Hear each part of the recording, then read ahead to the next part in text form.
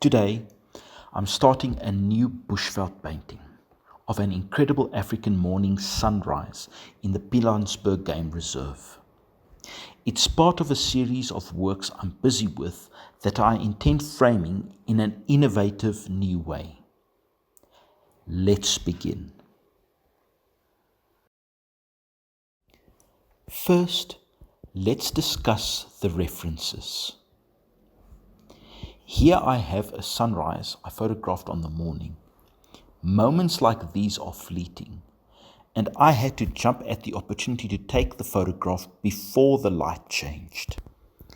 In the reference with the moody sunset, I didn't quite get a feel for the foreground, even though I wanted that heel on the left to keep the eye in.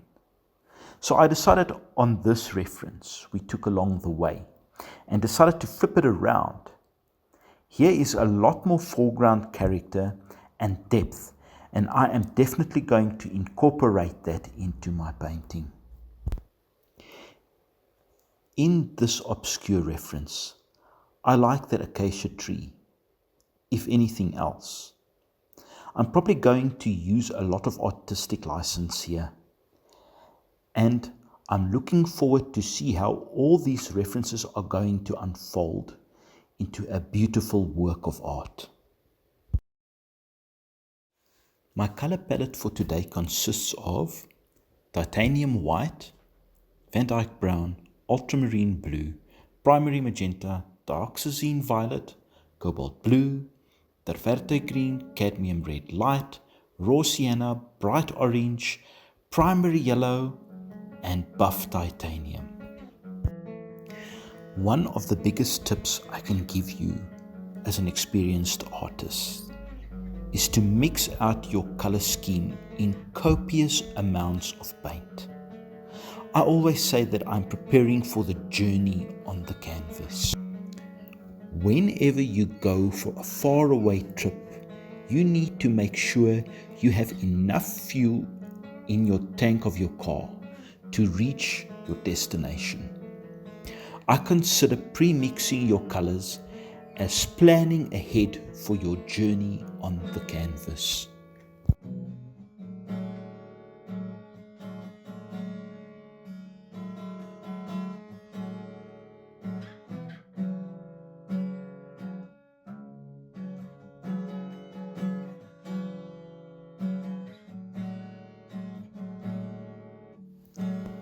Using a double prime canvas glued to a 3mm MDF board, I start with a basic sketch. Nothing too elaborate. You just want big shapes and plan the basic layout of your composition. Once you have pinned down the composition, you can then start to block in your color scheme and mood you intend for the landscape painting. You're looking to paint big flat shapes first. The top part of the sky had a mix of violet, cobalt blue, touch Van Dyke brown, touch cadmium red light, and some buff titanium to it. The darker areas of that shape of the sky has ultramarine blue, cobalt blue, violet, and magenta to it. I then proceed to mix in, soften and blur the edges of the sky, as I want the sky not to distract too much from the rest of the landscape. The bottom half of that sky, I mixed the brilliant orange with primary yellow and buff titanium and touch magenta, and started blending at the edges to create a soft misty transition in the sky. Next up, I paint the shape of the distant hill in with a cool cobalt blue to indicate distance in the painting. Then I would use a range of coarse hog ear brushes for the middle and foreground. These brushes are well suited to create all sorts of fine textures and details in your painting. A big tip I can give you here is to use brushes that are somewhat quirky. I actually took my hoghair brushes and cut them into all sorts of distorted ends to give me all sorts of different marks and textures.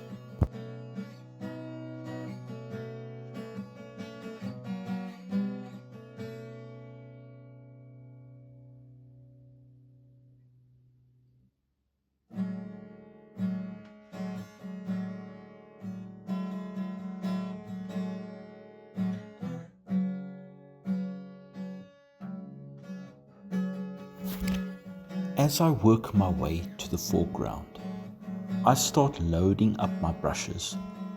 I use raw sienna as a sort of cool, warm color, ideal for indicating the temperature for that time of the day.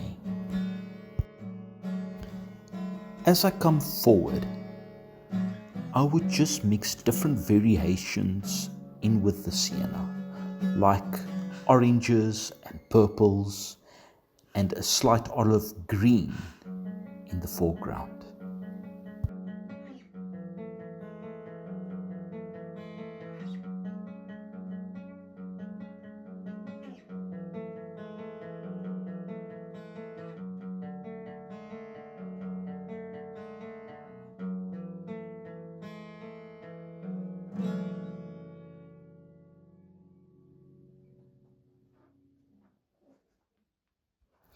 The next stage is to thicken up and model my picture surface more to get a better indication of depth and texture, starting at the top of the sky. Once the first layer of paint has completely dried or is only slightly tacky. Here is my opportunity to lay in more nuanced colors and values on the canvas surface.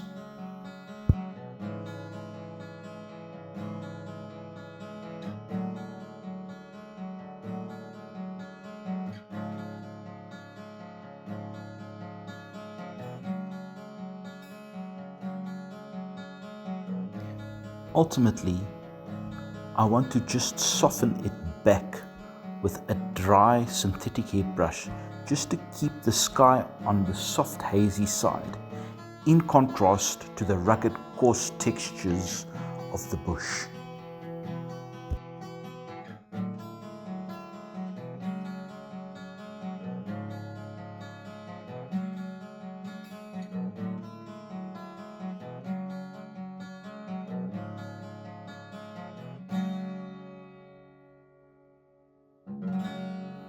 Before I lay in the tree in my landscape, I tweak the backlight resting on the horizon. I want to make sure that there is going to be a strong contrast there, as the backlighting is going to be part of the focal point and the lighting effect I hope to create. Then that all-important tree I proceed to put in carefully with my hog bristle brush, sketching in the shape of the foliage I wish to create for the tree. Once I've marked out the basic shape of the tree with my hog bristle brush, I can start putting in my branches with a lettering brush. This brush helps me to navigate and create the branches and connect all the foliage of the tree.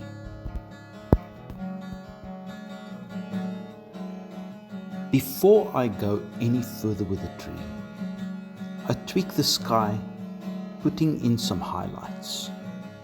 I don't want to work on the background when I'm busy with that tree, as I might unintentionally paint over that tree.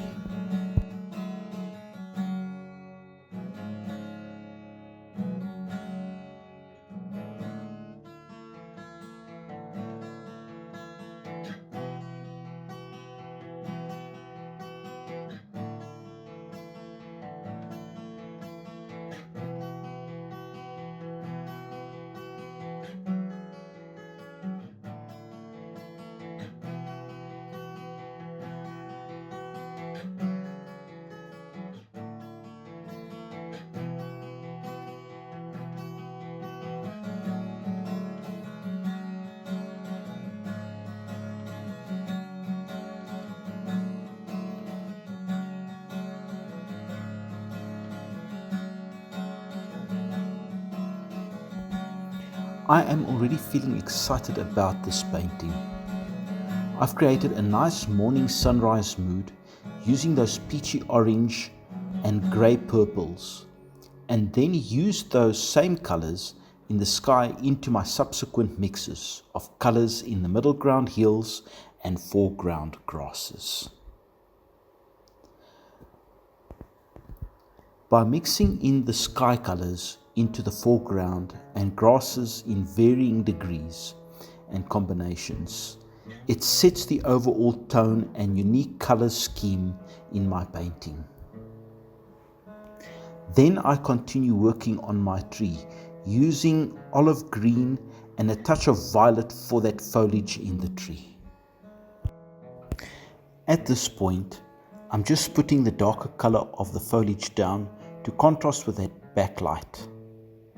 And I'm using hog bristles of varying degree of shapes and sizes for crafting the shape of the tree.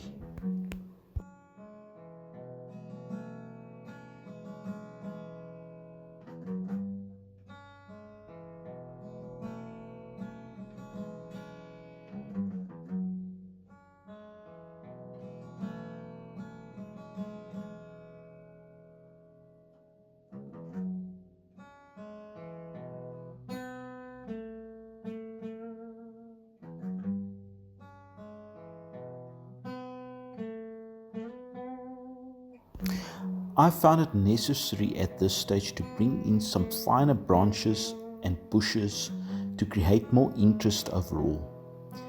And with the use of the fine lettering brush, I can bring in some sparkling light behind those tree branches. I love putting in details like these to give the tree a nice contrasting silhouette, and putting in those sky holes helps to create the intricate network of branches. I'm really putting negative space to good use here.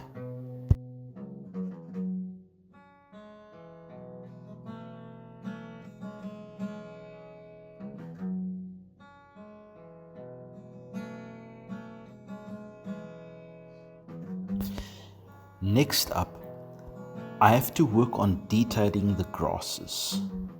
This is not as difficult and tedious as you might think. And it all comes down to a series of techniques that suggests detail.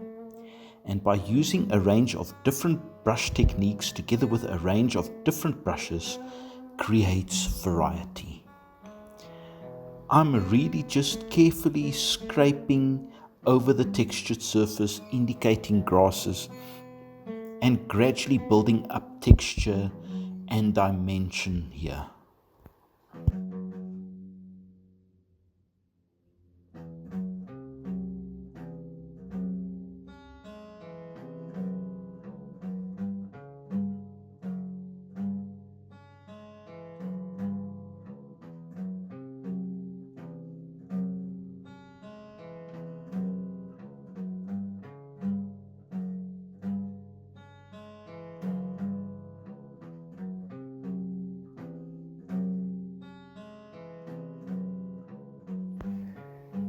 The only thing left to do now is to tweak all the little details.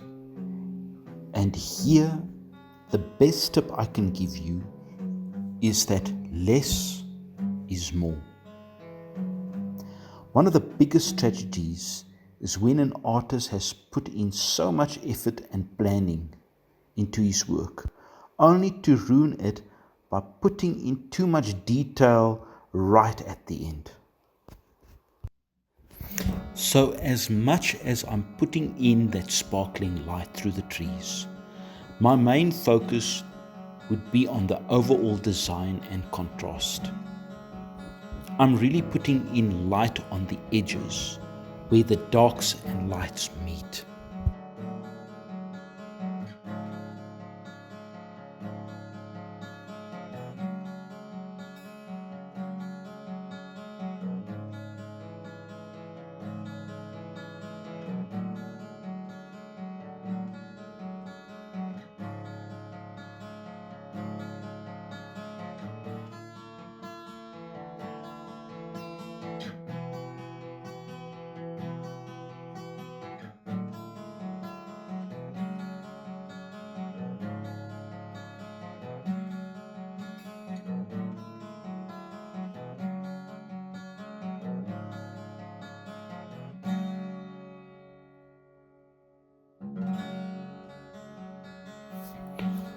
Lastly, a few little dark twigs in the foreground grasses and just a little bit of shadow in those grasses, maybe just a little sparkling light shining through the darker areas of the grasses here and there.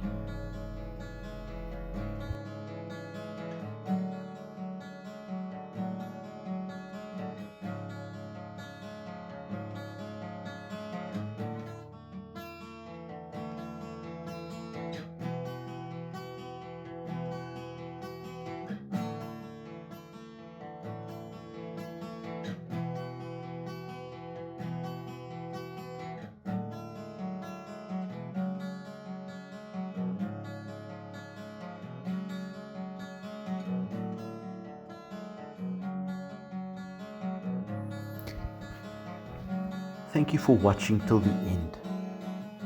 I hope you enjoyed this video. Leave me a comment and let me know if there was anything that stood out for you in this video. Like, subscribe. Until we meet again on this channel, take care.